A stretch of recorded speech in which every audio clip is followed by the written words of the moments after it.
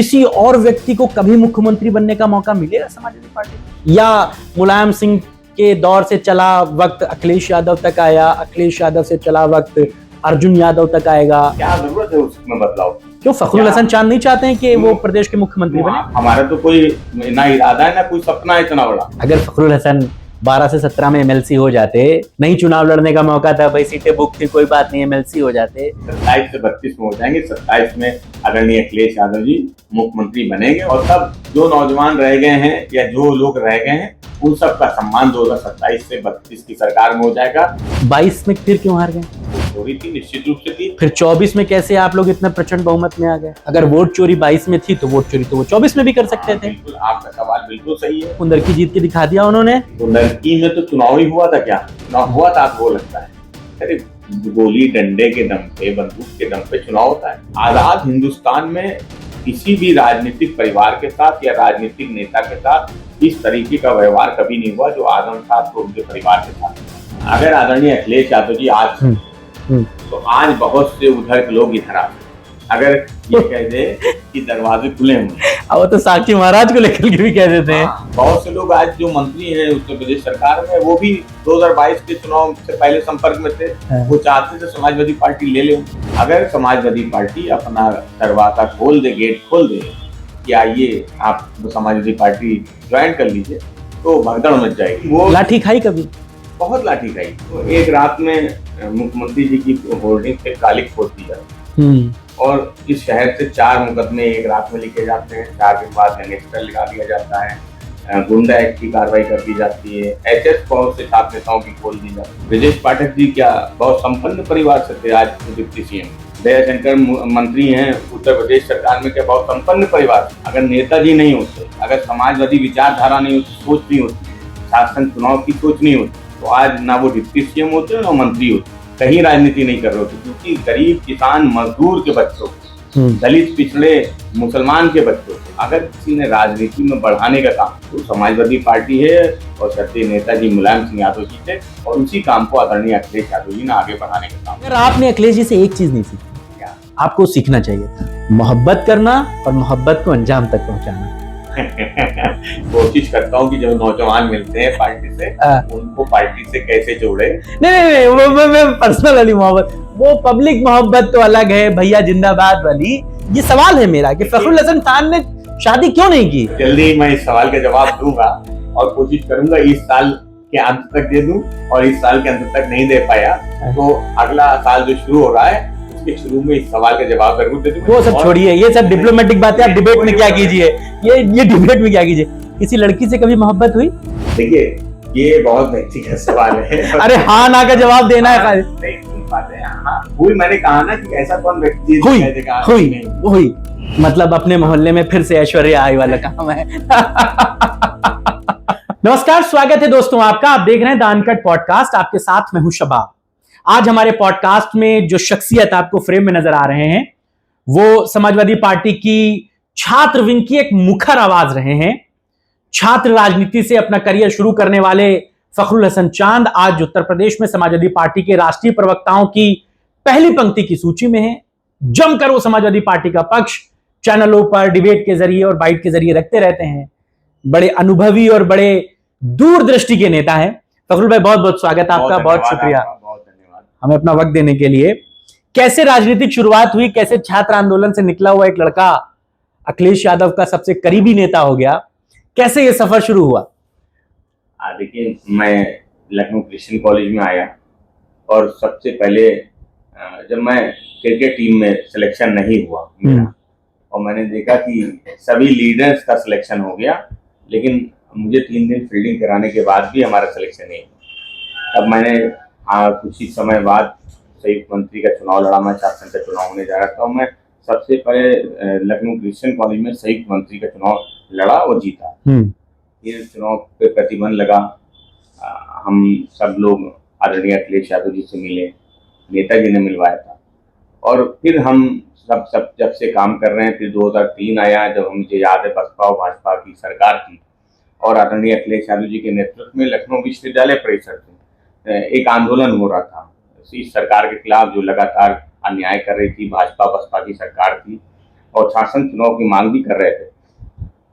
तो मुझे याद है कि नेताजी ने छात्र नेताओं से वादा किया था कि मेरी कलम की स्याही नहीं सूखेगी मुख्यमंत्री पद की शपथ लेते ही, और मैं छात्र संघों से प्रतिबंध को समाप्त कर दूंगा। तो जब 2003 में आदरणीय अखिलेश यादव जी लखनऊ विश्वविद्यालय पे बोल रहे थे, मुझे याद है, तो वही पुलिस जो लाठी डंडे लेके खड़ी थी कि निकलने नहीं देंगे, और तभी आदरणीय मायावती जी एक रैली में वो सरकार से समर्थन कहती कि विधानसभा भंग करने की सिफारिश करने जा रहे हैं, और उसी समय वो सरकार गिर जाती है, आदरणीय छठे नेताजी मुलायम सिंह यादव जी मुख्यमंत्री बनते हैं और छात्र संघ का चुनाव होता है। तो छात्र संघ का अध्यक्ष होना, फिर समाजवादी पार्टी की राजनीति करना, तब से आदरणीय अखिलेश यादव जी का सानिध्य हम लोगों को मिला, हमें उनका साथ मिला, उनसे सीखने को मिला। हमने नेताजी के साथ भी काम किया, ये हम सबका सौभाग्य रहा, और हम आदरणीय अखिलेश यादव जी के भी साथ काम करते हैं। अब जब उत्तर प्रदेश में छात्र संघ चुनाव बैन है, हम डीयू की, हम दूसरे विश्वविद्यालयों का जिक्र करते हैं, एबीवीपी की जीत पे मुख्यमंत्री योगी आदित्यनाथ बधाई देते हैं, कैसे देखते हैं इनको? एक तरफ तो ये उत्तर प्रदेश में चुनाव होने नहीं देते हैं और वहां बधाई देते हैं। देखिए, ये तो भारतीय जनता पार्टी का हर मुद्दे पर दोहरा चरित्र है, केवल शासन की बात थोड़ी है। आप किसी भी मुद्दे को उठा ले लीजिए, अभी जीएसटी की बात कर लीजिए, जिन लोगों ने जीएसटी बढ़ाने का काम किया, दूध दही पे टैक्स लगाने का काम किया, जीएसटी लगाने का काम किया, आज वही लोग अपनी पीठ खुद ही थपथपा रहे हैं कि हमने जीएसटी कम कर दी। अरे भाई, आपने ही लगाई थी, आपने दूध दही पे आप जब से टैक्स लेते जा रहे हैं। तो ये भारतीय जनता पार्टी का दोहरा रवैया है। जिस तरह से उत्तर प्रदेश के मुख्यमंत्री जी ने दिल्ली यूनिवर्सिटी के जो छात्र संघ को बधाई दी, तो हमने तब भी सवाल पूछा था कि यहाँ चुनाव नहीं हो रहा, इस बधाई का क्या मतलब है। और लगातार लखनऊ विश्वविद्यालय या उत्तर प्रदेश के जो विश्वविद्यालय हैं, महाविद्यालय हैं, वहाँ अन्याय हो रहा है छात्रों के साथ। आप सोचिए कि जिस तरह से बाराबंकी की घटना है, वो छात्रों की मांग तो जायज थी, वो तो जांच रिपोर्ट में आ गया। इसका मतलब ये है कि छात्र संघ नहीं होगा तो छात्रों के साथ अन्याय होगा, लाठी चलेगी, डंडा चलेगी। ये तो भारतीय जनता पार्टी के संगठन से जुड़े लोग थे। हम सोचिए किसी और संगठन के होते तो क्या कोई कार्रवाई होती? मगर आप लोगों ने तो मामले को दूसरा वो दे दिया, एबीवीपी के लोगों से समाजवादी पार्टी के नेता मिल गए, फिर भाग के जो है डिप्टी सीएम को मिलने जाना पड़ा, माननीय मंत्री को मिलने जाना पड़ा। ये तो आप लोगों ने रायता फैला दिया, वरना तो मामला कुछ और था। नहीं, देखिए, रायता नहीं, हमने जो अन्याय हो रहा था छात्रों के साथ, उस लड़ाई को लड़ने का काम किया। और ये बात सही है कि एबीवीपी के छात्र नेता थे जो मारे गए, वो हॉस्पिटल में एडमिट थे।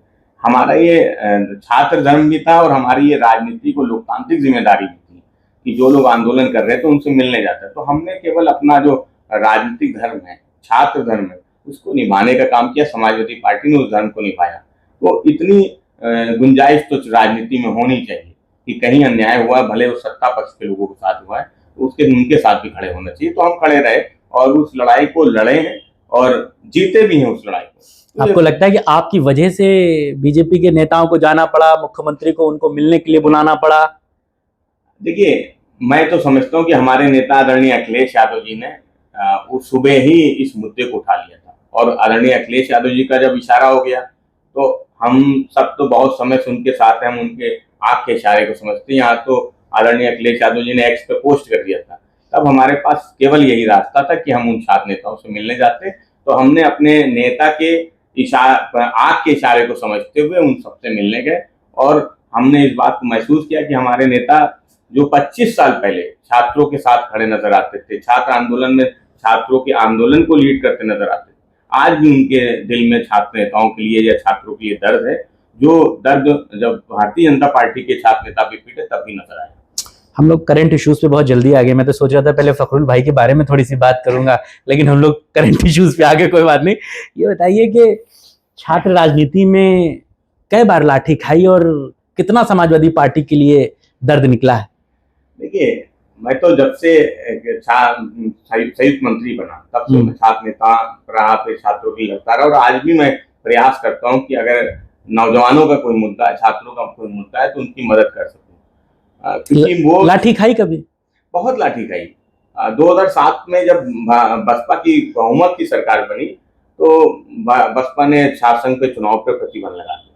तो हम सब छात्र नेता इसका विरोध कर रहे थे, जो लखनऊ विश्वविद्यालय के थे या संबद्ध महाविद्यालयों के थे। तो एक रात में मुख्यमंत्री जी की होर्डिंग पे कालिक पोत दी जाती, और इस शहर से 4 मुकदमे एक रात में लिखे जाते हैं, 4 दिन बाद गैंगस्टर लगा दिया जाता है, गुंडा एक्ट की कार्रवाई कर दी जाती है, एचएस बहुत से छात्र नेताओं की खोल दी जाती है। तो वो तो हम सब ने देखा कि किस तरह से बसपा की सरकार में अन्याय हुआ, छात्र नेताओं को गुंडा और माफिया बनाने का प्रयास सरकार ने किया, क्योंकि छात्रों की, नौजवानों की जो आवाज है, वो जब भी कोई मुद्दा उठाते हैं तो सरकारें हिलती हैं, डरती भी हैं।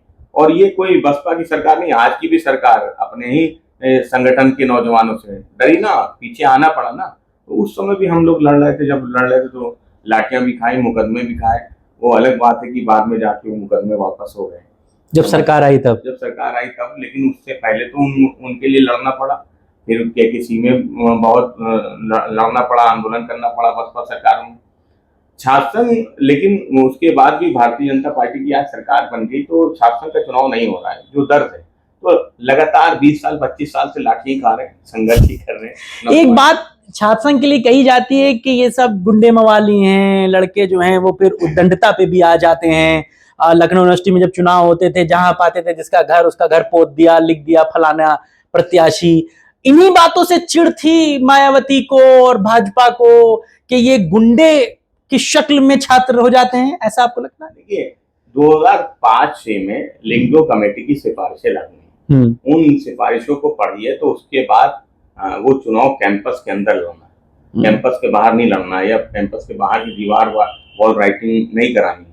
तो बहुत से नियम और कानून बनाए गए। ये जो लोग कहते हैं कि गुंडाई होती थी, तो अभी भी बहुत सी घटनाएं सामने आती हैं, आप देखते हैं कि नहीं, वो अलग चीज है। हम लोग खुद भी जब लखनऊ यूनिवर्सिटी में बहुत नए नए थे, मैं बताऊं आपको, जब अरविंद सिंह गोप जी चुनाव लड़ रहे थे अध्यक्षी का, तो पर्ची चलती थी, सुनते हैं वहां पे कि फला दुकान पे चले जाना और तुम कितने लड़के हो, बोले 10 लड़के, बोले चाय पी लेना, पर्ची दे देना।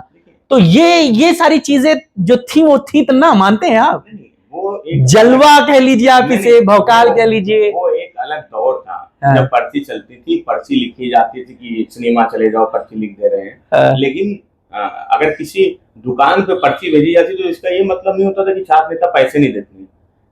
वो चलता था, खाता चलता था कि वो पैसे आज नहीं दिए जाएंगे, हफ्ते में, 10 दिन में, 15 दिन में पेमेंट किया जाएगा, ये हिसाब होगा।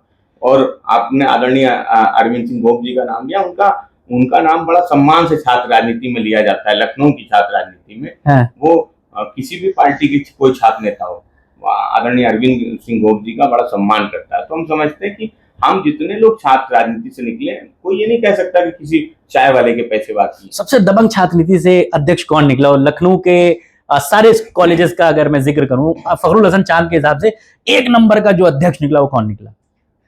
नहीं, मैं दबंग से आपका क्या मतलब? मतलब जलवा जलाल जो लगता हो कि यार ये अध्यक्ष जीता है, ये डिजर्व करता था। जितने भी अध्यक्ष हैं, अगर कोई विश्वविद्यालय में अध्यक्ष रहा तो उसका अपना कैंपस में जलवा रहता था। जो महाविद्यालयों के अध्यक्ष थे उनका अपना महाविद्यालयों में जलवा रहता था। शहर में जलवे की बात है तो शहर में भी उनके अपने अपने सब एरिया बटे हुए थे कि यहाँ उनका जलवा, यहाँ उनका जलवा है। अगर लखनऊ विश्वविद्यालय वाले थे तो हजरतगंज से लेके लालबाग तक और हसनगंज तक उनका जलवा था। तो अगर क्रिश्चियन कॉलेज आ जाइए तो क्रिश्चियन कॉलेज आसपास सब जलवा क्रिश्चियन कॉलेज का था।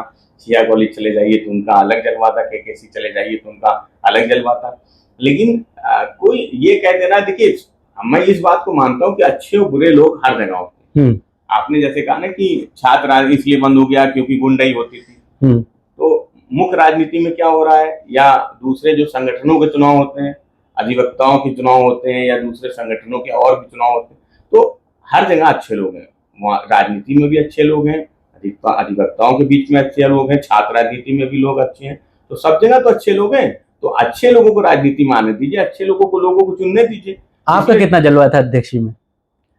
देखिए मेरा इतना जलवा था कि जब भी कोई मुद्दों की बात आती थी, मैं अपने जो छात्र थे उनके लिए लड़ने का काम करता था। और कम से कम मैं इतना कह सकता हूँ कि मैं अगर अपने जो है साथियों को आवाज देता था तो मेरी एक आवाज पे सब एक जगह इकट्ठा हो जाते। तो पर्ची से पिक्चर दिखवाई अपने साथियों को कभी? बहुत दिखवाई। बगल में गुलाब सिनेमा था, बहुत पर्ची चलती थी, पर्ची दिखाते थे, लेकिन उसकी एक सीमा होती थी। एक सीमा के बाहर कुछ भी नहीं होता था। लेकिन मैं ये कह सकता हूँ किसी के पैसे नहीं बाकी होते थे कि वो छात्र नेता हो, लोग भी थोड़ा सा डरते थे कि क्या इनके बात करें, पैसा देंगे नहीं, बवाल अलग करेंगे, जो हो रहा है जान दो। मैंने कहा देखिए, जितने भी संगठन है जहाँ जहाँ चुनाव होते हैं, चाहे मुख्य राजनीति हो, छात्र राजनीति हो, अधिवक्ताओं पे भी बड़े आरोप लगते हैं, लेकिन क्या क्या सारे अधिवक्ता एक जैसे हैं, या सारे छात्र नेता एक जैसे हैं, या राजनीति में जो लोग हैं क्या सारे एक जैसे हैं? नहीं, हर जगह अच्छे और बुरे लोग होते हैं। हर जगह अधिवक्ताओं में भी बहुत बड़े बड़े नाम रहे, वीरेंद्र भाटिया जी रहे। कि आपको लगता नहीं है कि समाजवादी पार्टी जिस छात्र राजनीति को सपोर्ट करती है, जिसकी तोहमत भी उस पर लगती है कि इसकी पार्टी में गुंडे हैं, तो छात्र राजनीति में ये गुंडई, ये भौकाल, ये जलवा जलाल दिखाने की एक अपनी सी आदत पड़ जाती है। इसी बात का बसपा और भाजपा के लोग विरोध करते थे, छात्र राजनीति के खिलाफ थे।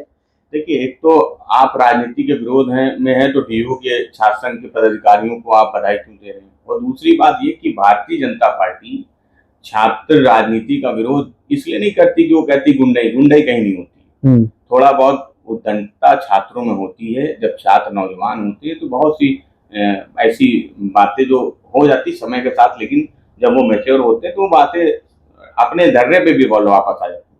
लेकिन विरोध क्यों होता है? विरोध इसलिए होता है कि गांव, गरीब, किसान, मजदूर का बच्चा वो मुख्य राजनीति में ना आ जाए। ब्रजेश पाठक जी क्या बहुत संपन्न परिवार से थे, आज डिप्टी सीएम हैं। दयाशंकर मंत्री हैं उत्तर प्रदेश सरकार में, क्या बहुत संपन्न परिवार से थे। अगर नेताजी नहीं होते, अगर समाजवादी विचारधारा नहीं होती, सोच नहीं होती, छात्र संघ चुनाव की सोच नहीं होती, तो आज ना वो डिप्टी सीएम होते ना मंत्री होते, कहीं राजनीति नहीं कर रहे होते। क्योंकि गरीब, किसान, मजदूर के बच्चों को, दलित, पिछड़े, मुसलमान के बच्चों को अगर किसी ने राजनीति में बढ़ाने का काम किया तो समाजवादी पार्टी है, और श्रद्धेय नेताजी मुलायम सिंह यादव जी थे, और उसी काम को आदरणीय अखिलेश यादव जी ने आगे बढ़ाने का काम किया। अब भी आपको लगता है कि छात्र राजनीति बहाल होनी चाहिए, या ये जो सिस्टम चल पड़ा है ठीक है? देखिए, बिल्कुल बहाल होनी चाहिए। समाजवादी पार्टी की सरकार थी 2012 से 17 में, तो लखनऊ विश्वविद्यालय और कानपुर के प्रकरण में माननीय उच्च न्यायालय का स्थगन आदेश था, इसलिए यहाँ पे 2 जगहों पे चुनाव नहीं हुआ, बाकी सब जगहों पे चुनाव होते रहे। भारतीय जनता पार्टी की सरकार बनती है, आप चुनाव पे प्रतिबंध लगा देते हैं। क्यों? क्योंकि आपको लगता है कि गांव, गरीब, किसान का बच्चा, जमीन की बात करने वाला, जमीन के मुद्दों को जोड़ने वाला है, वो राजनीति में आ जाएगा। यहाँ तो संपन्न परिवार की राजनीति भाजपा में, कोई किसी मुख्यमंत्री का बेटा है तो कोई गृह मंत्री जी का बेटा है तो क्रिकेट बोर्ड चला रहा है, यहाँ कोई किसी रक्षा मंत्री के बेटे हैं तो सलामी भी ले रहे हैं। तो बच्चे कैसे आएंगे? आखिर उनका क्या होगा जो गांव, गरीब, किसान, मजदूर का बच्चा है, जो समाजवादी पार्टी के समय में राजनीति में आया था? आज बताइए कौन आया? एक नाम लीजिए। एक मंत्री के बच्चे तो प्रोटोकॉल भी ले रहे हैं पूरा गाड़ी के लिए। वो सब लेंगे क्योंकि वो संपन्न परिवार के लोग हैं। वो नहीं चाहते कि गांव, गरीब, किसान का बच्चा छात्र राजनीति करे। छात्र राजनीति करेगा तो मुख्य राजनीति में भी आएगा, मुख्य राजनीति में आएगा तो अपने हक की बात करेगा, वो भी आरक्षण की बात करेगा, वो यही बात करेगा कि नौजवान हमें नौकरी दो, और नौकरी भाजपा के एजेंडे में है नहीं। अगर फिर आप ये सवाल करेंगे कि उनका बेटा, उनकी, तो फिर ये तोहमत तो समाजवादी पार्टी पर, यादव परिवार पर सबसे ज्यादा लगती है। तो हमने क्या किसी का रास्ता रोकने का काम किया? आदरणीय अखिलेश यादव जी चुन के आते हैं, जनता उनको चुन के भेजती है। हम क्या आदरणीय अखिलेश यादव जी समाजवादी पार्टी छात्र का विरोध किया? नहीं किया ना। क्यों नहीं किया? क्योंकि हम चाहते हैं कि गांव, गरीब, किसान, मजदूर का बेटा, दलित, पिछड़े, अल्पसंख्यकों के बच्चे जो अपनी बात कहना चाहते हैं, जो मुख्य राजनीति में आना चाहते हैं, उनको रास्ता मिले। और छात्र संघ ही एक ऐसी जगह है, एक ऐसा रास्ता है जहां से इनको रास्ता मिल सकता है, और भारतीय जनता पार्टी उनका रास्ता रोकने का प्रयास कर रही है। आपको लगता है कि क्या इन फ्यूचर समाजवादी पार्टी की, जब अखिलेश यादव का उम्र बढ़ जाएगी, उम्र के दूसरे पड़ाव पे आ जाएंगे, तो किसी और व्यक्ति को कभी मुख्यमंत्री बनने का मौका मिलेगा समाजवादी पार्टी में? या मुलायम सिंह के दौर से चला वक्त अखिलेश यादव तक आया, अखिलेश यादव से चला वक्त अर्जुन यादव तक आएगा, ये चीजें वहीं पर ठहर जाएंगी? क्या जरूरत है उसमें बदलाव की? मैं तो पूछता हूँ, क्या जरूरत? क्यों फखरुल हसन चांद नहीं चाहते हैं कि वो प्रदेश के मुख्यमंत्री बने? आप नहीं चाहते कि आदरणीय अखिलेश यादव जी फिर से एक्सप्रेसवे बनाए, इस मेट्रो को आगे बढ़ाने का काम करे? मैं डेवलपमेंट की बात नहीं कर रहा हूं, मैं प्रदेश के मुख्यमंत्री पद की बात कर रहा हूं। क्या फखरुल हसन चांद नहीं चाहते कि वो भी प्रदेश के मुख्यमंत्री बने? हमने तो अपना नेता, जब मैं छात्र राजनीति कर रहा था तब आदरणीय अखिलेश यादव जी को चुन लिया, और हम उनके पीछे खड़े हैं, हम हर उनके फैसले के साथ खड़े हैं।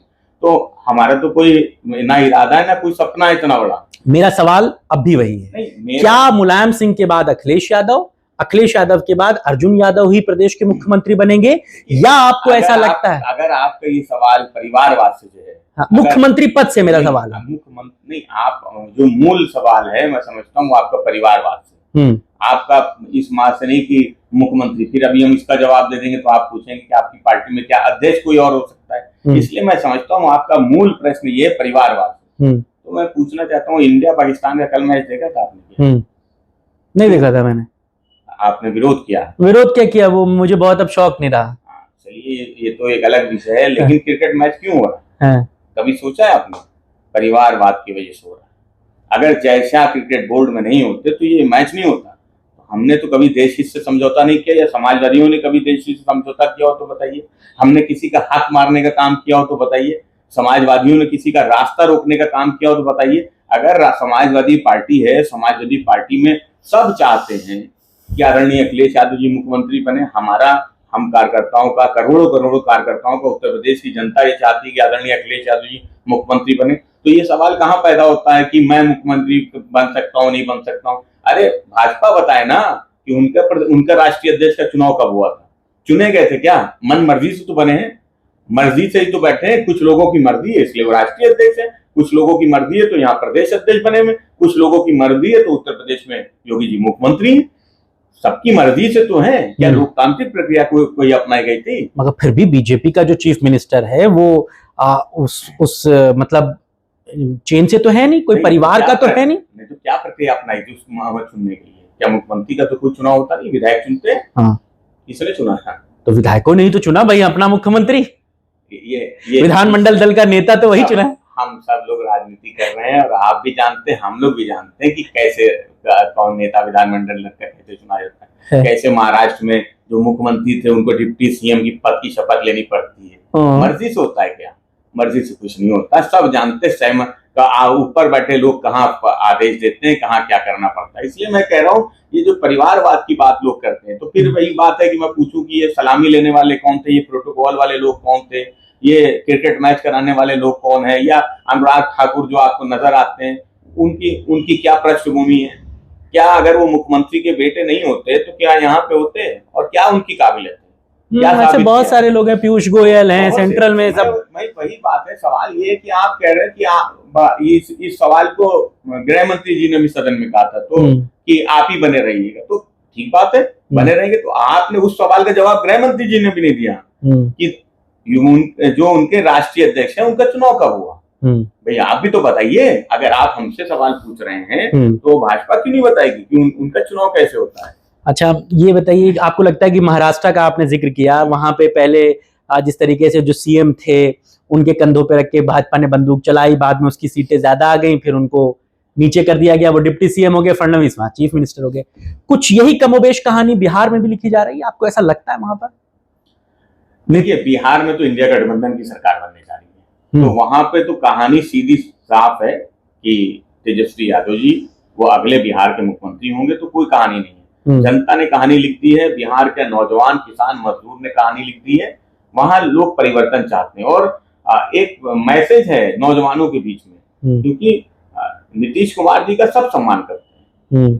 किया काम नहीं किया, थोड़ा किया ज्यादा किया, ये सवाल नहीं। सवाल ये कि नीतीश कुमार जी ने तो काम किया, लेकिन आज उनकी जो उम्र है वो उनका साथ नहीं दे रही। तो एक नौजवान, उसको मौका मिलना चाहिए, और बिहार की जनता तो तेजस्वी यादव को मौका देना चाहती है। और आदरणीय अखिलेश यादव जी ने पहले इस बात को कहा जब वो बिहार गए थे कि तेजस्वी यादव बिहार के अगले मुख्यमंत्री। वापस हम लोग उत्तर प्रदेश पे लौटते हैं। आपकी पहली मुलाकात नेताजी से कब हुई थी? देखिए, मैं नेताजी से पहले मिले थे या अखिलेश यादव से पहले मिले थे? नहीं, मैं नेताजी से पहले मिला था। कब मिले थे? 99-2000 की बात होगी। मैं शासन का संयुक्त मंत्री बना लखनऊ क्रिश्चियन कॉलेज में, मैं चुनाव जीता। तो ब्रह्मभक्त सिंह गोपाल थे, स्वर्गीय ब्रह्मभक्त सिंह गोपाल लखनऊ विश्वविद्यालय वाले, तो वो उनके साथ हम लोग गए थे कि जो छात्र सभा से जीते हुए लोग थे, हम सब गए थे नेताजी से मिलने। तो नेताजी से मिलने गया था तो मेरी उम्र बहुत कम थी, मेरा वजन 39 किलो था, और नेताजी ने देखा तो जीन्स टी शर्ट पहनता, तो कुर्ता पजामा तो पहनता नहीं। तो मुझसे कहा वो देख के कि तुम भी चुनाव जीते हो? मैंने कहा नेताजी मैं संयुक्त मंत्री क्रिश्चियन कॉलेज का हूँ। तो नेताजी ने कहा कि इन सबको जो है आदरणीय अखिलेश यादव जी से मिलवा। तो हम लोग उनके पास गए, फिर भैया के साथ ही रहे, वहीं काम करते रहे और आज भी उनके साथ हैं। आज तो बहुत लंबा सफर हो गया। अखिलेश यादव से मतलब ऐसे वाली भीड़ वाली मुलाकात नहीं, व्यक्तिगत मुलाकात पहली बार कब मिले, जब उन्होंने पहचाना कि अच्छा तुम फखरुल हसन हो? नहीं, ये तो क्वालिटी नेताजी की भी है और भैया में भी है। ये एक बार मिलने के बाद भूलते नहीं है। इसलिए ये कहना कि फिर व्यक्तिगत रूप से वो सबको जानते हैं। मैं मुझे लगता है उत्तर प्रदेश के लाखों लोगों को वो उनके नाम से जानते हैं और उनके काम से भी जानते हैं, उनकी विधानसभा से भी जानते हैं। बहुत से लोग हैं, लाखों लोग। उसके लिए हम लोग कभी हम बहुत से लोग हम लोगों को भी मिलते हैं हमारे राजनीतिक जीवन में भी, तो हम उनके नाम नहीं जानते, चेहरों से भले जानते हैं, लेकिन ये क्वालिटी आदरणीय अखिलेश यादव जी में है कि वो उनके नाम से भी जानते हैं, उनके काम से भी जानते हैं, उनकी विधानसभा भी जानते हैं और ये भी जानते हैं कि ये क्या चाहता है। तो राष्ट्रीय अध्यक्ष जी से मैं जब 2000 में मिला था, तब से वो हमारे नेता हैं, हम उनके साथ काम कर रहे हैं और जो प्यार सम्मान आदरणीय अखिलेश यादव जी ने मुझे प्यार दिया, हम वो आज भी कायम है। मैं चाहता हूं कि मेरी जिंदगी भर कायम है। आपको लगता है कि फखरुल हसन ने जितना स्ट्रगल किया, जितनी मेहनत की, पार्टी में उतना हासिल नहीं हुआ? आपके साथ के लोग मंत्री तक बन गए। देखिए, ऐसा है कि भले मैं बार बार इस बात को कहता हूँ कि कोई भले मंत्री बन जाए, विधायक बन जाए, सांसद बन जाए, और अगर हमारे नेता की मर्जी नहीं हो, वो नाराज रहे, तो क्या फायदा विधायक, सांसद और मंत्री बनने का। तो मुझे इस बात का फक्र है कि मेरे नेता मेरी किसी बात को मैं कुछ कह देता हूँ, जायज बात होती है तो उसको मान लेते हैं। बहुत से लोग जब उनसे मिल नहीं पाते हैं तो वो मैं उनसे कहता हूँ कि मुझे मिलना है तो मुझे बुला लेते हैं। मुझे लगता है इतना सम्मान जो मुझे देते हैं, इससे बढ़ के कोई सम्मान नहीं। फिर भी अगर फखरुल हसन 12 से 17 में एमएलसी हो जाते, नहीं चुनाव लड़ने का मौका था, भाई सीटें बुक थी, कोई बात नहीं, एमएलसी हो जाते, 27 से 32 में हो जाएंगे। 27 में आदरणीय अखिलेश यादव जी मुख्यमंत्री बनेंगे और हमें भरोसा है कि मुख्यमंत्री बनेंगे। और तब जो नौजवान रह गए हैं या जो लोग रह गए हैं, उन सब का सम्मान 2027 से 32 की सरकार में हो जाएगा और फिर जो 27 से 32 में बचेंगे वो 32 से 37 में हो जाएगा, लेकिन सबको सम्मान मिलेगा। इस बार जब आदरणीय अखिलेश यादव जी सत्ता में आएंगे तो उत्तर प्रदेश की जनता उनको दोबारा जाने नहीं देगी। 17 में क्यों हारे थे? देखिए, 17 में हारने के बहुत से कारण जो है मैं नहीं समझता। अगर एक कारण समझिए, वो ऐसा नहीं कि काम नहीं किया था, काम तो बहुत किया, उसके फीते आज तक काट रही है भारतीय जनता पार्टी। मुझे लगता है कि हमें नुकसान जो गुटबाजी का था पार्टी में, उसका हुआ, क्योंकि काम के दम पे तो भारतीय जनता पार्टी आज भी हमारा मुकाबला नहीं कर सकती। वो जो झगड़ा था, या मान लीजिए पारिवारिक जो डिस्प्यूट था, पारिवारिक डिस्प्यूट भी एक कारण हो सकता है, लेकिन जो और चीजें थी उनके वजह से जो चुनाव मैनेजमेंट था वो उतना अच्छा नहीं कर पाए हम 17 में, क्योंकि बहुत सी चीजें हम लोगों ने महसूस की, बिखरी हुई थी, और वो शायद उस वही एक कारण था कि भारतीय जनता पार्टी चुनाव जीत सकी। और चुनाव जीतने के बाद आ गई तो उसके बाद जो कर रही है, जो इस तरह से अगर परिवार में झगड़ा नहीं हुआ होता तो आपको लगता है कि चुनाव नहीं हारते? शायद नहीं हारते, मैं ये कह सकता हूँ कि शायद नहीं हारते, क्योंकि और उस पारिवारिक झगड़े के पीछे भी भारतीय जनता पार्टी थी, उनकी साजिश थी। किसने कराया था झगड़ा? देखिए, ये सब समझते हैं कि भारतीय जनता पार्टी ने, हम समाजवादी लोग पहले शिकार थे भाजपा की उस साजिश का। अगर आप देखिए 2016 की घटना है, हम पहले शिकार थे उस घटना की, क्योंकि उसके बाद तो भारतीय जनता पार्टी ने कई प्रदेशों में परिवारों को तोड़ा, पार्टियों को तोड़ा, चुनी हुई सरकारों को गिराने का, तोड़ने का प्रयास किया, सांसदों को, विधायकों की खरीद फरोख्त करने का काम किया।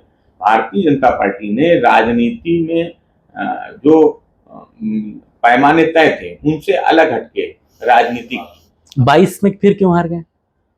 नहीं, 22 में क्यों हार गए, तो आज जो सवाल पूरे देश पे खड़ा हो गया है, जो पूरी दुनिया में लोग चर्चा कर रहे हैं, वो कारण था, बहुत बड़ा कारण था, वोट चोरी थी। निश्चित रूप से थी। फिर 24 में कैसे आप लोग इतना प्रचंड बहुमत में आ गए? अगर वोट चोरी 22 में थी तो वोट चोरी तो वो 24 में भी कर सकते थे। बिल्कुल, आपका सवाल बिल्कुल सही है, लेकिन आपने अगर किसी विधानसभा में 5000 वोटों की चोरी की है, आपने सोचा है कि इस विधानसभा में हमने सर्वे करा लिया है 5000 से हम हारेंगे, लेकिन जनता का अगर मन बदल जाए, जनता आपको 5 की जगह 50,000 से हराने लगे, तो आप कहाँ मैनेज कर लेंगे? 5,000 का मार्जिन रखा था आपने, 50,000 से जनता हरा रही, 1 लाख से जनता हरा रही, तो कहाँ रोक लीजिए? अरे मैनेज तो हो गया था, कुंदर की जीत के दिखा दिया उन्होंने। देखिए, कुंदरकी में तो चुनाव ही हुआ था क्या? चुनाव हुआ था आपको लगता है? अरे गोली डंडे के दम पे, बंदूक के दम पे चुनाव होता है। वहां पे वो आप पोलिंग कर लीजिए। और भाजपा ने तो हमें बताया कि एडवांस बूथ कैप्चरिंग क्या होती है। पहले बूथ कैप्चरिंग होती थी कि मिट्टी का तेल डाल दिया, बॉक्स में आग लगा दी, डाल दी। अब क्या है? अब वोटिंग मत डालने दो, अपने लोग अंदर चले जाओ और टिक करते रहो, टू टू टू टू टू बटन दबता रहता है। एडवांस बूथ कैप्चरिंग है। तो इससे फिर कैसे आप लोग लड़ेंगे? फिर इससे हम लोग लड़ रहे हैं। हम लोग आप देखिए, हम लोग तो लगातार लड़ रहे हैं और हमने इस मुद्दे को उठाया 2022 के विधानसभा चुनाव के बाद। ये जरूर है कि उस समय हमें उतनी इसकी चर्चा नहीं हुई, लेकिन जब दूसरी विधानसभाओं में उस मुद्दे को पकड़ा गया और आज जब वो राष्ट्रीय मुद्दा बन चुका है, तब समाजवादी पार्टी के द्वारा किया गया प्रयास या आदरणीय अखिलेश यादव जी ने जो जवाब दिया था चुनाव आयोग को, आज उसी सवाल में चुनाव आयोग उलझा हुआ है।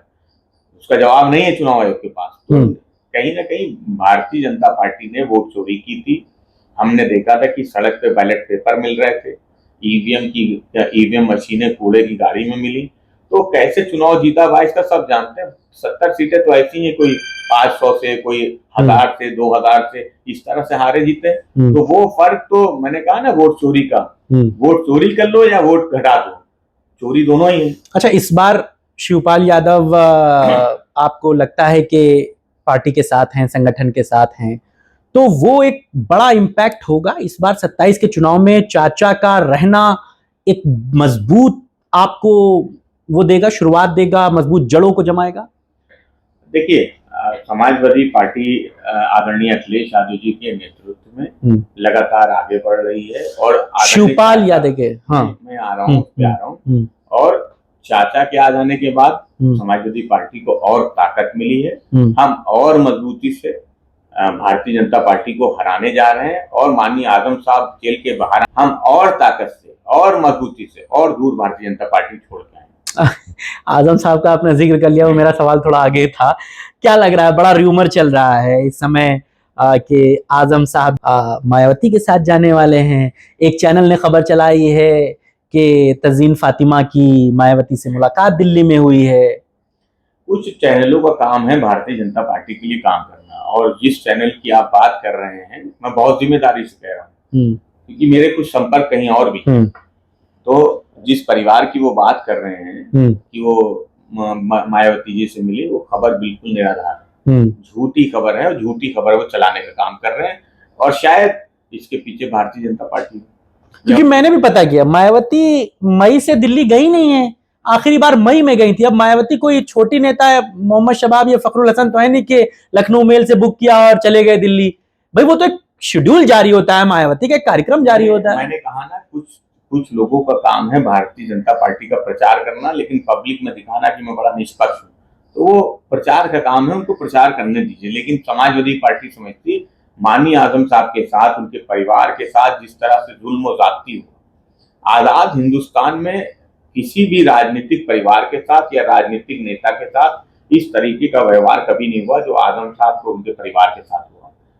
आप बेल हो जाती है, बेल के बाद सप्लीमेंट्री चार्जशीट फाइल कर दी जाती है कि जेल से बाहर न निकलने दिया जाए। तो देश की सबसे बड़ी अदालत को इस पूरे प्रकरण का स्वतः संज्ञान लेना चाहिए और देखना चाहिए कि कैसे जुल्म और ज्यादती हो रही, कैसे ऑर्डर रिजर्व होने के बाद 150 दिन हो जाते हैं और ऑर्डर नहीं आते, और कैसे जब सारे मामलों में बेल हो गई तो पीछे से सप्लीमेंट्री चार्जशीट उस मुकदमे में भेज दी गई जिस मुकदमे में पहले से वो बेल आउट थे, लेकिन धाराएं बढ़ा के भेज दी गई। तो ये नाइंसाफी कब तक चलेगी और क्यों चलेगी? क्योंकि माननीय आजम साहब का नाम आजम खान है, इसलिए। तो पूरा देश देख रहा है और समाजवादी पार्टी समझती है माननीय आजम साहब समाजवादी पार्टी को और मजबूत करेगा। ये खबर क्यों चलाई जा रही है? कि वो मायावती से मिल सकते हैं, इसका भाजपा को क्या फायदा आपको दिखता है? भारतीय जनता पार्टी लोकसभा चुनाव के बाद और यूं कहिए कि विधानसभा चुनाव में जिस तरह से अल्पसंख्यकों ने एकजुट होकर भारतीय जनता पार्टी के विरुद्ध वोट डाला है, उससे वो चाहती है कि कुछ बिखराव रहे, कुछ वोट किसी और दल को मिल जाए, बस हमें भाजपा को नहीं मिल रहा है तो बसपा को मिल जाए, ओवैसी के दल को मिल जाए, किसी और दल को मिल जाए, तो कुछ ना कुछ बिखराव रहे। तो वो इसलिए इस तरीके का प्रयास कर रहे हैं। लेकिन समाजवादी पार्टी समझती है कि आदरणीय अखिलेश यादव जी और समाजवादी पार्टी ने माननीय आजम साहब के साथ खड़े रह के इस लड़ाई को लड़ने का काम किया है। कुछ लोगों ने इस लड़ाई में दिखावे का काम किया, आदरणीय अखिलेश यादव जी ने बिना दिखावे माननीय आजम साहब की जो मदद की, उनके परिवार की जो मदद की, वो इस बात को उनका परिवार भी कहता है। 27 का जो चुनाव है उत्तर प्रदेश में, कैसे आप इसको देखते हैं? जो गठबंधन की बातें चुनाव के लिए कही जा रही हैं, क्या आपको लगता है कि गठबंधन के बगैर समाजवादी पार्टी उत्तर प्रदेश में चुनाव लड़ पाने में सक्षम नहीं है या भाजपा को हरा पाने में सक्षम नहीं है? देखिए, भारतीय जनता पार्टी जिस तरह से पूरे देश में 43 दलों के साथ मिलकर चुनाव लड़ रही, तो हम तो कभी नहीं कहते कि आओ अकेले आप लड़ लीजिए या आप अकेले नहीं लड़ रहे हैं। या उत्तर प्रदेश में भारतीय जनता पार्टी इतने दलों के साथ, अनुप्रिया पटेल, राजभर, संजय निषाद और भी कई छोटी पार्टियों को साथ लेके, निर्दलीयों को साथ लेके सरकार चला रही। तो अगर समाजवादी पार्टी और कांग्रेस मिल के चुनाव लड़ना चाहती तो भाजपा को क्या दिक्कत है? और हम इसलिए साथ हैं क्योंकि हम चाहते हैं कि जो सामान्य विचारधारा वाला वोट है उसमें बिखराव ना हो। और हम दोनों ही दलों का एकमात्र लक्ष्य है कि जनता को ऐसी सरकार से निजात दिलाई जाए जो दूध और दही पे टैक्स ले रही है, जो नौजवानों पे लाठी चला रही है, जो पिछड़े दलित अल्पसंख्यकों के आरक्षण के अधिकार को खाने का काम कर रही है, जो एक विश्वविद्यालय में आधे से ज्यादा, अगर 17 नियुक्तियां हैं तो 15 एक ही जाति के लोगों की कर रही है, जहां वो 46 में 56 वाला फार्मूला उन्हीं पर फिट बैठ रहा हो। बहुत से ऐसे उदाहरण है सामने। तो ऐसी सरकार से कैसे निजात मिले, इसलिए हम सब साथ आए हैं और संविधान को भी बचाना है, आरक्षण को भी। आपको लगता है कि 22 का जो एक्सपीरियंस था वो अच्छा नहीं रहा? आपने ओम प्रकाश राजभर को साथ लेके चुनाव लड़ा, अच्छे खासे विधायक जीत गए, दांव दे दिया उन्होंने आपको। आपने जयंत चौधरी के साथ चुनाव लड़ा, 7 विधायक जिता दिए आपने। चौधरी साहब अपना बुरिया बिस्तरा लेके भाजपा में चले गए। तो छोटे पॉलिटिकल पार्टीज के साथ आपका एक्सपीरियंस बहुत अच्छा रहा नहीं, इसीलिए अब आपको लगता है कि भैया एक पार्टी लो, बड़ी पार्टी लो, कम से कम वो दांव तो नहीं देगी ये जैसे छोटे छोटे नेता मौके पे। देखिए, आदरणीय अखिलेश यादव जी ने अभी कुछ दिन पहले इस बात को कहा कि जिन लोगों को हम आगे बढ़ाते हैं वो बाद में जाके हमें धक्का देने का काम करते हैं। तो हम अब अपनी ही पार्टी के अपने कार्यकर्ताओं पे, अपने नेताओं पे भरोसा करेंगे। वो जिन जात की पार्टियां बना के या उस तरीके से काम कर रहे थे अपने समाज में, हमारे पास भी उस समाज के बहुत से लीडर हैं, हम उनको आगे बढ़ाने का काम करेंगे। तो हमें क्या जरूरत है राजभर को लेने की, संजय निषाद को लेने की, आरएलडी को लेने की? जब जनता आपके साथ है, समाज जो वो समाज आपके साथ है, तो हमारे पास उस समाज के बहुत से लीडर हैं, हम उनको आगे बढ़ाएंगे। और गठबंधन करना होगा तो हम समान विचारधारा वाले उस दल से गठबंधन करेंगे जो कम से कम भारतीय जनता पार्टी के साथ नहीं जाए। इसलिए हम कांग्रेस के साथ है, क्योंकि हमें इस बात का भरोसा है कि भारतीय जनता पार्टी के साथ कहीं कोई गठबंधन नहीं होने जा रहा। अब भाजपा के भी तो कई लोग आपके संपर्क में हैं, उधर अनुप्रिया पटेल के हस्बैंड भी बड़ी बगावत कर रहे हैं, सुनने में आ रहा है कि कुछ बातचीत हो रही है, आप नहीं तो कांग्रेस सही, कुछ ऐसा भी ऑप्शन है क्या ये जो उधर के लोग हैं? देखिए, अगर आदरणीय अखिलेश यादव जी आज तो आज बहुत से उधर के लोग इधर आ सकते हैं। अगर ये कह दे कि दरवाजे खुले हुए हैं, अब तो साक्षी महाराज को लेकर के भी कह देते हैं। नहीं तो साक्षी महाराज पहले समाजवादी पार्टी में थे, सांसदी का चुनाव लड़ा है, इसलिए कहा गया। बहुत से लोग आज जो मंत्री हैं उत्तर प्रदेश सरकार में, वो भी 2022 के चुनाव से पहले संपर्क में थे, वो चाहते थे समाजवादी पार्टी ले ले उन्हें। तो सबको पता है। तो अगर समाजवादी पार्टी अपना दरवाजा खोल दे, गेट खोल दे कि आइए आप समाजवादी पार्टी ज्वाइन कर लीजिए, तो भगदड़ मच जाएगी। क्योंकि अब चुनाव के लिए लगभग 1 साल कुछ महीने का समय है, और जो लोग जानते हैं कि राजनीति में 1 साल का समय कुछ भी नहीं होता है। जैसे ही 1 जनवरी 26 लगा, तो चुनावी वर्ष है पूरा।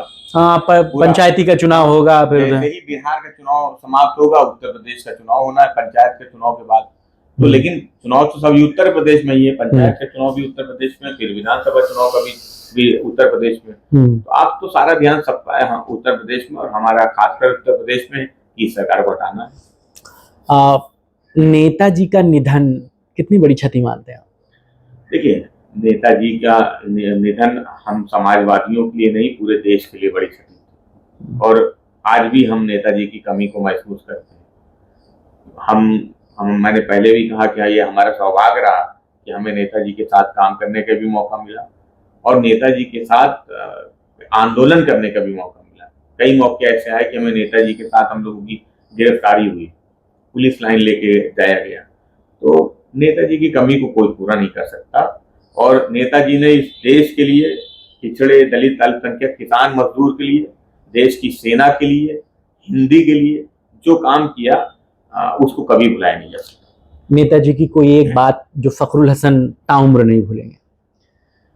देखिए, नेताजी हमेशा, जब भी मैं नेताजी से मिला, तो नेताजी हमेशा, आज जो लोग कहते हैं, मैं कहता हूँ, वो हमेशा इस बात को कहते थे कि पार्टी को मजबूत करो, पार्टी को मजबूत करो। जब भी जाते थे तो नेताजी इस बात को कहते थे कि पार्टी को मजबूत करो, और गरीब, किसान, मजदूर की मदद करो। अगर कोई आसपास कोई परेशान है तो उसकी मदद करो। और हमेशा इस बात को वही मना करते थे नेताजी की पार्टी ऑफिस के चक्कर मत लगाओ। बहुत पार्टी तो हम प्रयास करते हैं कि मैं बहुत पार्टी ऑफिस के चक्कर इसलिए भी नहीं लगाता। नेताजी हमेशा कहते थे कि क्षेत्र में रहो, जनता के बीच में रहो, गरीब मजदूर के बीच में रहो, किसी का दुख दर्द हो तो उसके बीच में रहो। ये बातें नेताजी की कभी भुलाई नहीं जा सकती। और अगर नेताजी के ऋण की बात करें तो हम छात्र राजनीति से निकले हुए लोग नेताजी के कर्जदार हैं। अगर नेताजी नहीं होते तो शायद हम आप बात भी नहीं कर रहे होते, क्योंकि मैं कोई बहुत संपन्न परिवार से नहीं था, या मेरे जैसे और लोग बहुत संपन्न परिवार से नहीं थे। नेताजी थे तो शासन चुनाव हुआ, नेताजी थे तो हम शासन के अध्यक्ष बन गए, और शासन के अध्यक्ष बने तो आज मैं समाजवादी पार्टी का स्पोक पर्सन। तो नेताजी को कभी नहीं भुलाया जा सकता। अखिलेश यादव ने फखरुल हसन चांद को क्या दिया? आज मैं समाजवादी पार्टी का राष्ट्रीय प्रवक्ता हूँ, आपसे बात कर रहा हूँ, बहुत ठक्के के साथ बात कर रहा हूँ, बहुत बुलंद आवाज में बात कर रहा हूँ, और ये बुलंद आवाज और ये जितना कॉन्फिडेंस आपको नजर आ रहा है वो हमारे नेता का दिया हुआ। अखिलेश यादव की ऐसी क्या चीज है जो उनके प्रति अट्रैक्ट करती है? देखिए, आदरणीय अखिलेश यादव जी से जब वो भी एक बार मिल लेता है वो कभी उनको नहीं भूलता, क्योंकि वो जितना सम्मान देते हैं, वो जिस पद पे हैं, जिस ऊंचाई पे हैं, उस ऊंचाई पे पहुंचने के बाद लोग जमीन से कट जाते हैं। लेकिन आदरणीय अखिलेश यादव जी आज भी लोगों से मिलते हैं, आज भी गाड़ी रोक लेते हैं, कहीं कोई दिख जाता है, आज भी किसी की मदद करनी होती है तो उतर के गाड़ी से चले आते हैं, आज भी अपने कार्यकर्ताओं से या जनता के बीच में कोई दुख दर्द होता है वहां पहुंच जाते हैं, और संघर्ष आज भी जारी है। आप सोचिए कि अगर यहाँ जेपी सेंटर की बात हो, यहाँ का गेट फांद के चले जाना, या फिट तो रहते हैं वो, या दिल्ली में जिस तरह से आदरणीय अखिलेश यादव जी ने बैरिकेडिंग, जिम करते हैं अखिलेश जी? जिम करते हैं, रोजाना करते हैं, घर में जिम करते हैं, घर में जिम करते हैं, लगभग 1-1.5 घंटा जिम करते हैं। हाँ, 1-1.5 घंटा जिम करते हैं आदरणीय अखिलेश। तो मैं कह रहा हूँ 22 के चुनाव से पहले आपको याद हो JPNIC की बिल्डिंग पे, हाँ, मगर हाँ, अरे दिल्ली में अभी बैरिकेड्स फांद गए थे जब वहाँ, लेकिन गेट फांदने में उतनी मंजिलों को चढ़ जाना, तो उनकी सिक्योरिटी के बहुत से लोग हैं, मुझसे कहा तो वो आधे लोग कोई बीच में रुक गए थे, कोई 3 मंजिल पे, कोई 4 मंजिल पे, कोई 6 मंजिल पे पीछे छूट गया था। अब देखो यहाँ गंदगी बड़ी है, लेकिन आदरणीय अखिलेश यादव जी बिना रुके ऊपर गए, वहां पे इंटरव्यू दे के आए। मगर आपने अखिलेश जी से एक चीज नहीं सीखी, क्या? आपको सीखना चाहिए था मोहब्बत करना और मोहब्बत को अंजाम तक पहुंचाना। देखिए, ऐसा है कि हमने उनसे ये भी सीखा कि मोहब्बत कैसे की जाती है। मैं कोशिश करता हूँ कि जो नौजवान मिलते हैं पार्टी से, उनको पार्टी से कैसे जोड़े। नहीं, वो पर्सनल वाली मोहब्बत, वो पब्लिक मोहब्बत तो अलग है भैया, जिंदाबाद वाली।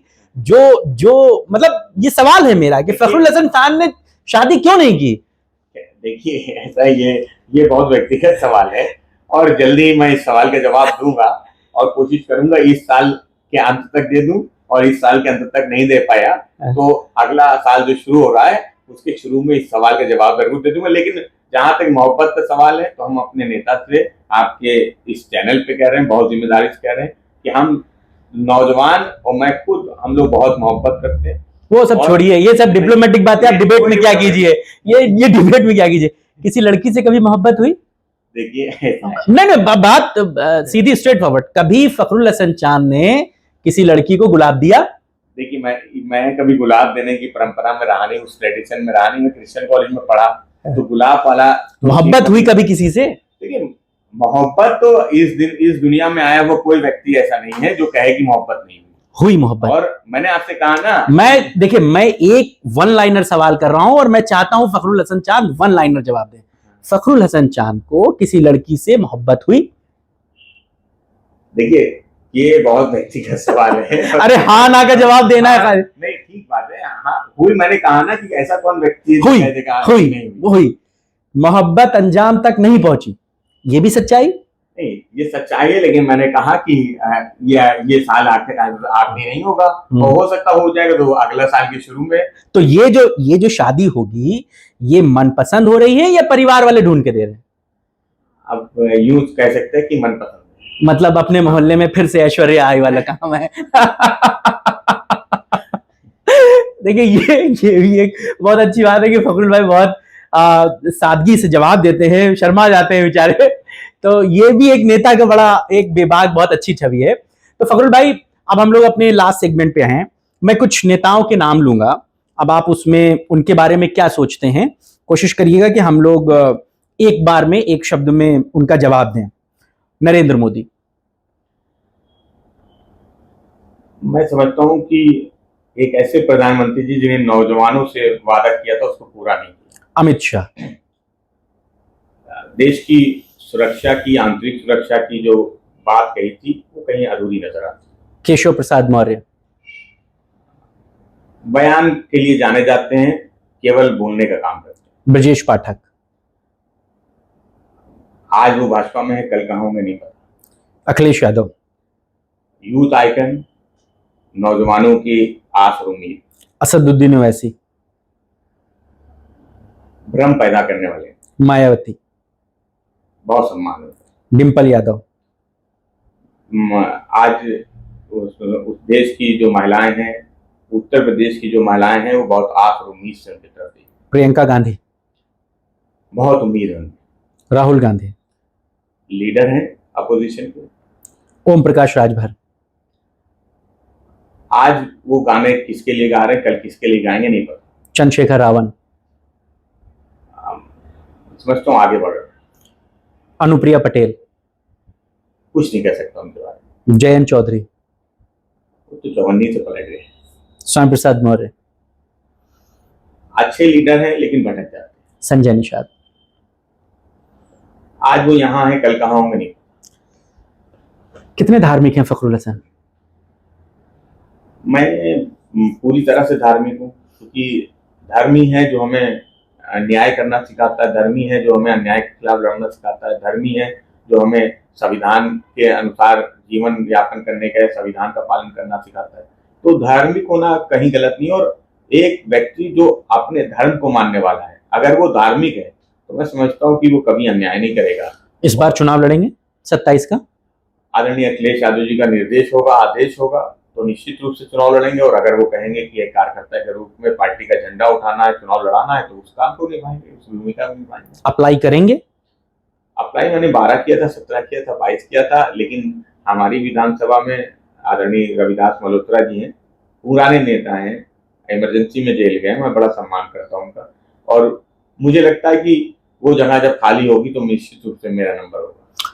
दोस्तों का समय है फखरुल हसन के पास? निश्चित रूप से है।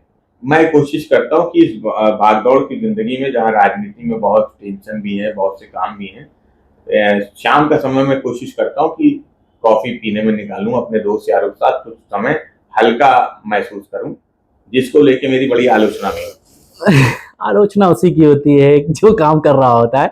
तो बहुत शुक्रिया फखरुल भाई, बहुत अच्छा लगा आपसे बात करके। चलते चलते हमारे दर्शकों को हमारे चैनल को सब्सक्राइब करने का एक छोटा सा निवेदन कर दीजिए और फिर हम लोग चर्चा को विराम देंगे। देखिए, चैनल को सब्सक्राइब कीजिए, क्योंकि जिस तरह से लगातार मुद्दों को उठा रहे हैं, जनता से जुड़े मुद्दों को उठा रहे हैं, बहुत अच्छा चैनल चल रहा है। और मैं समाजवादी पार्टी की तरफ से भी और एक प्रवक्ता के तौर पे भी आपको बहुत बधाई देता हूं। बहुत शुक्रिया फखरुल भाई, बहुत अच्छा लगा आपसे बात करके। और फखरुल भाई की शादी की वीडियो भी मैं दिखाऊंगा आपको इस साल के आखिर तक। उम्मीद है हम लोग बारात न सही वलीमा तो खाएंगे। और फखरुल भाई बहुत अच्छा लगा आपसे बात करके, और हमारी बहुत सारी शुभकामनाएं हैं आपको, आपके राजनीतिक भविष्य के लिए, आपके आने वाले कल के लिए। आपको चर्चा कैसी लगी हमें जरूर बताइएगा। आपके राय और विचारों का हमें इंतजार रहेगा। नमस्कार।